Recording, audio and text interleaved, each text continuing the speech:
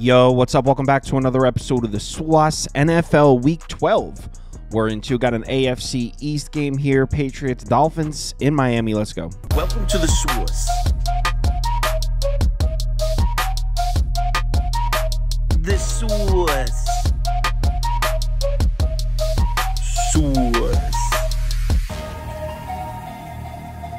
Hey, get the SWAS. All right, like I said, New England's on the road in Miami. Dolphins are laying an even 7 across the board in this one. Total sitting at 46. There are a couple 45.5s out there. Let's take a look at the pie charts, and according to the data, action's coming in pretty split on this one, slightly leaning towards Miami. Just over 50% of the tickets on the Dolphins, just over 60% of the money. As I always say, take this data with a grain of salt. So let's get into this matchup, and we'll start with the fact that Miami owns this team. 8-0 against the number in their last 8 matchups against the Patriots. 7-1 straight up. So they're 7-1 in their last 8 matchups against the Patriots. They're also very good against the Patriots at home in Miami, and this dates back to the Tom Brady days. They're 9-2 ATS in their last 11 home games against the Patriots, 9-2 straight up. So for whatever reason, the Patriots just can't seem to beat this team, this Miami Dolphins team. So will that change this year? We'll take a look at the injury reports real quick with the Patriots offense. 4 starters on the offensive line are out, but this isn't new. They've been missing these pieces for multiple weeks. So they're putting out the same battered offensive line this week that they have been putting out for most of this season. So you look at this depth chart, you're like, oh, Patriots offensive line is crushed. That's true, but it's not new.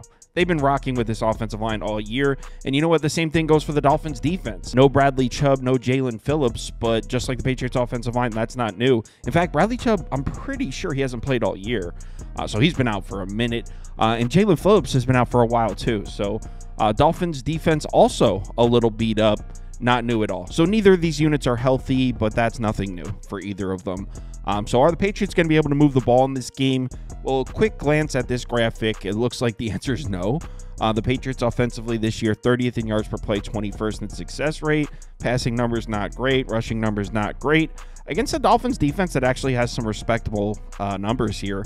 11th in yards per play, 14th in success rate. Against the run, 13th in yards per carry, 7th in success rate per rush. Now, we do have to give the Patriots some credit. It looks like the run game is coming around a bit. In their last 3 games against the Titans, Bears, and Rams, 126.7 rushing yards per game, 4.5 yards per carry. Success rate down below 28% still, though. So by no means is this a run game we can count on. But if you compare those numbers to the numbers from the previous 3 games, it's definitely an improvement. So at least the Patriots rushing attack seems to be coming around a bit. And you know what? Patriots run a lot of gap concept blocking schemes, actually second most in the NFL. Plays into the weakness of this Dolphins defense. Miami much stronger against zone blocking.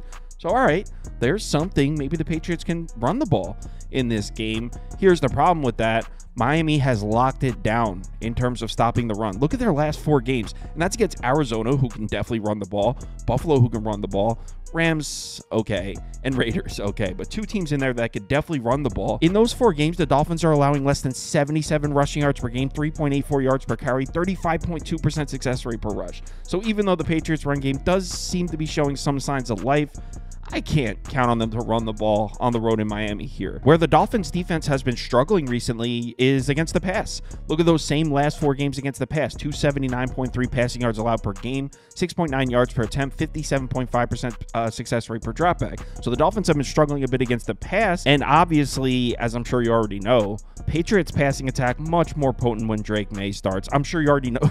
You didn't need me to tell you that.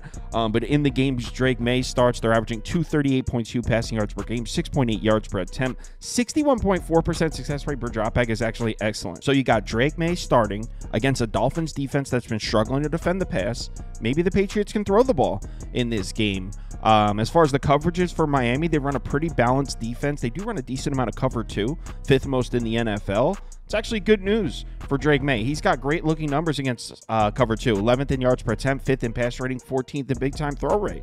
So, all right, I mean, it's only 19.9% of the Dolphins defensive snaps. So it's not a huge volume of plays here, but the Dolphins do run a decent amount of cover 2. So there's something. In my opinion, the big question is right here. The Miami pass rush against the Patriots offensive line. Patriots, as I'm sure you know, they've been terrible in pass protection so far this year. They're actually 32nd in pressure rate, 31st in pass blocking rate, 25th in adjusted sack rate. Dolphins pass rush numbers look just okay. We talked about it during the before the Rams Monday Night Football game. They had played a bunch of really good offensive lines in terms of pass protection in a row.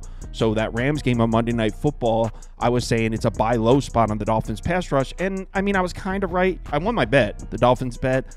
They pressured Matt Stafford a decent amount. It wasn't overwhelming, but they did have pressure on Matt Stafford in that game. Here's the problem. Last week at home against the Raiders, they didn't generate much pressure at all. Gardner Minshew was pressured on just 27.1% of his dropbacks, just the 21st most pressured quarterback in the NFL last week. So they were struggling to generate pressure on Gardner Minshew. And Gardner Minshew had one of his best games of the season.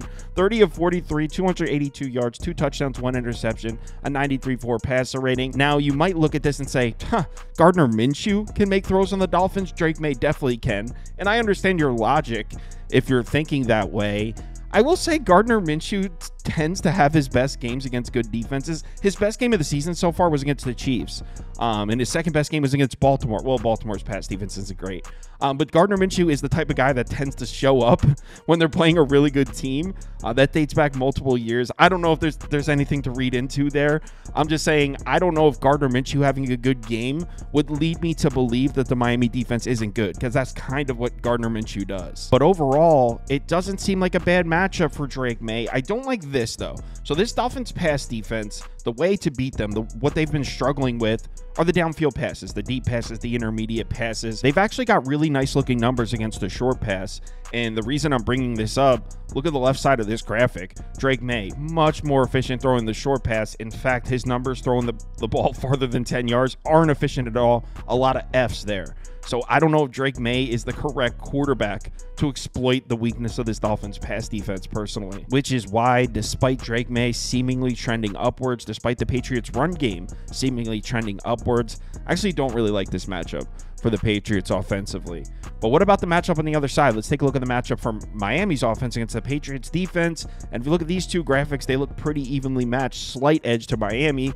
Keep in mind, there's a bunch of games without Tua mixed in with these numbers. If you isolate just the 4 games since Tua's been back, Dolphins are averaging 27.8 points per game, 6.1 yards per play, 52.3% success rate. So the Dolphins offense, night and day better now that Tua has been back at quarterback. Patriots defense coming off a pretty rough game against the Rams. They allowed 8.4 yards per play in that game. Success rate above 54%. 28 points. Now, in the 2 games before that, they actually played great defense, 11.5 points per game, 4.9 yards per play. Keep in mind, those games were against the Titans and the Bears. I would say 2 bottom 5, bottom 6 offenses in the NFL.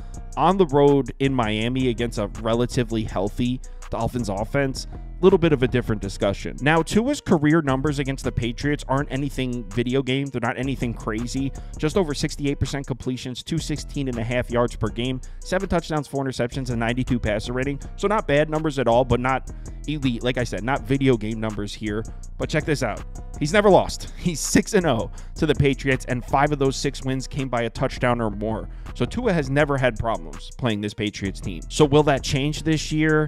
Well, if you look at the Patriots coverages, I'd say probably not. Patriots run a lot of cover 1, a lot of cover 2, 5th most cover 1, 8th most cover 2. Tua, as we know, struggles with cover 3, but against cover 1 and cover 2, he's been fine this year. Against cover 1, top 10 numbers across the board, 7th, 8th, and 5th. Against cover 2, pretty much the same, 4th, 12th, and 11th. So Tua struggles with cover 3 in some of those deeper, heavy zones, but against cover 1 and cover 2, he's been fine so far this year. So against a Patriots defense that I don't think is particularly great, I think he'll be all right. I know Tua hasn't been quite the same. I mean, the Dolphins offense looks all right since he's been back, but he hasn't been quite the same. His numbers from a clean pocket aren't great, and last year he was the best quarterback in the NFL from a clean pocket. So it's not that I think Tua's all the way back. It is a favorable matchup for him, though. I gotta say, though, I'm a little worried about Austin Jackson being out at right tackle. The rest of the Dolphins offensive line is all right. Austin Jackson's going to miss this game because keep in mind, Patriots pass rush is a little boosted. Ngakwe's there from Baltimore. He's making, I believe this is his first start with the Patriots. Correct me if I'm wrong. He sat out last week, so this is his first start with the Patriots. And Barmore's back on the defensive line. So this Patriots pass rush may be a little boosted. It hasn't been particularly great this year, but maybe a little boosted in this game. And with the Dolphins missing their right tackle, I don't exactly love that. But here's the thing. I was just talking about Tua's splits with a clean pocket. Look at the left side of this graphic. Is this not crazy? I mean, Tua, this is the complete opposite of what we saw last year. Do you know that Tua leads the NFL in yards per attempt and passer rating under pressure? What the, where did that come from? But look at the turnover-worthy play rate. 11.1%. That's 42nd. I think that's amongst 42 qualified quarterbacks. I think that's dead last. 11.1% is wild. So you pressure him, he makes big plays or turns the ball over, according to these numbers. But what I was referring to is the top of this graphic. His numbers when given a clean pocket just aren't the same.